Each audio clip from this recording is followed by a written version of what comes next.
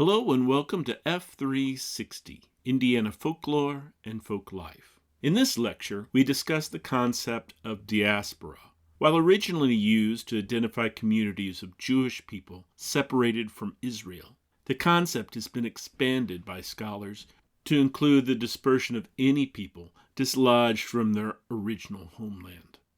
Folklore, that is, the expressive practices of a group, is one way that these communities maintain identity, though separated from the cultural hub of their ethnic or national identity. Indiana has several diasporic communities, from long-standing Jewish communities, many living in urban centers such as Indianapolis or Muncie, to the Swiss and German language-speaking communities associated with the Old Order Amish and Mennonite. It was long assumed that the harsh conditions of slavery obliterated the retentions of African cultures in the U.S., but folklorists such as John Vlach has pointed out the African connections of various expressive practices in the U.S., from the sweetgrass baskets of South Carolina to the shotgun houses across the South. Here in Indiana, these retentions may seem less dramatic, but there are some 19th century grave markers like these here that were often made in a style found in African funeral traditions. And a range of narrative, music, and food traditions are invested with African aesthetics. In addition, many African Americans purposefully adopt African names, clothing, music, and beliefs and actively incorporate them into their lives. These expressive practices are ways to maintain, revive, create, and sustain their cultural identities. My friend Tony Artis keeps one of the oldest traditions in the world, African drum making. After watching craftsmen make djembe drums on a trip to Ghana, Tony was inspired to learn the craft.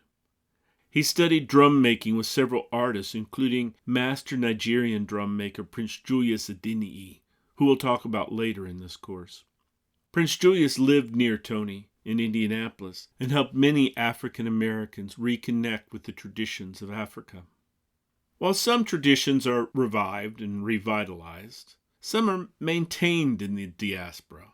For example, each Easter, Guadalupe Ryder of Marion, Indiana, makes cascarones, a colorful confetti-filled egg, a fun tradition in her Latino family. After making these eggs, the family enjoys cracking the eggshell over someone's head, showering them with confetti. Similarly, Carol Powers uses melted beeswax and a tool called a kiska to draw a wax-resist pattern onto an egg. She dyes the same egg multiple times, going through various colors, light to dark, beginning with yellow and ending in black. Between each dye, she applies more wax that will block the new color.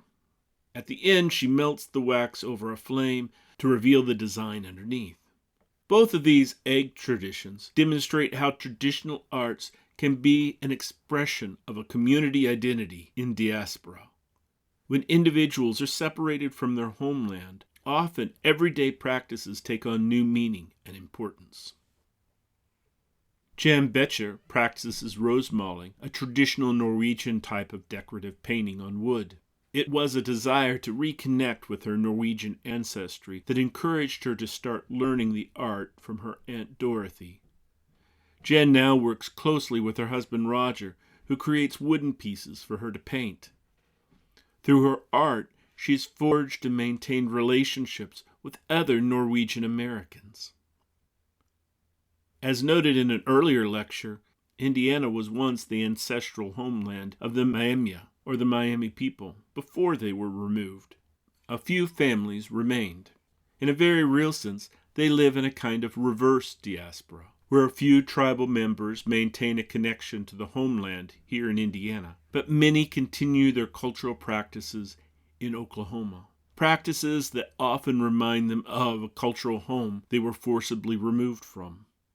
However, the Miami living here in Indiana use their expressive practices, that is, their food, music, crafts, to forge and maintain an identity while far removed from the majority of their cultural community. My friend Danny Tipman intentionally grows and shares her knowledge of native plants. A descendant of Miami Chief Richardville, Danny feels a deep connection to her Miamionki, our Miami homeland. She learned traditional plant use not only from her mother, but also from tribal elders with whom she worked to collect and preserve the community's knowledge. In her words, plants are important to our people. We use them. We have been a part of their lives as long as anyone can remember. Though Danny has access to the land, she is distant from the new tribal center in Oklahoma.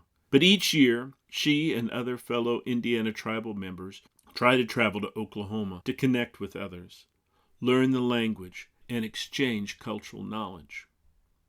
Another example of a person experiencing this reverse diaspora is Katrina Mitten. She learned traditional beadwork by studying family heirlooms and museum artifacts. Her work combines the geometric designs found in Miami ribbon work with the floral patterns of the Great Lake tribe beadwork. In addition, she incorporates personal experiences and family stories into her art. The beaded purse pictured here commemorates a story that Miami elder Kilsequa, whom we mentioned in our unit on myths. The story featured in the purse was told to Katrina's grandmother, Josephine, by Kilsequa. Taking inspiration from such narratives like this, Katrina's art continues a storytelling tradition that predates statehood. Through her work, Katrina demonstrates that Miami history and culture is not something from the past. It is still going on today and in the present. Her art and her stories profoundly connect her with both the place and the displaced. I should note that both Danny and Katrina are enrolled members of the Miami tribe of Oklahoma.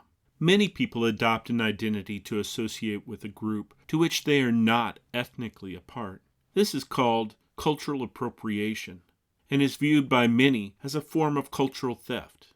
Often it is when a member of a dominant culture dons the persona of someone from a group that dominant culture had once stigmatized. In conclusion, the notion of a diaspora is supported by Alan Dundas's reconfiguring of the folk as any group of people whatsoever who share at least one common factor. Also, Dan Benamos, in his regrounding of folklore as small groups, recognized the social aspect of folklore. But today, in Indiana, while social groups remain important, often the group is not proximate. Often we connect not only in small groups or small clusters, but also through networks. We may go to the Bill Monroe Bluegrass Festival to see friends once a year who are spread across the world. We may maintain our social connection with them at the event, but also link with them throughout the year online. Small groups and networks complement each other.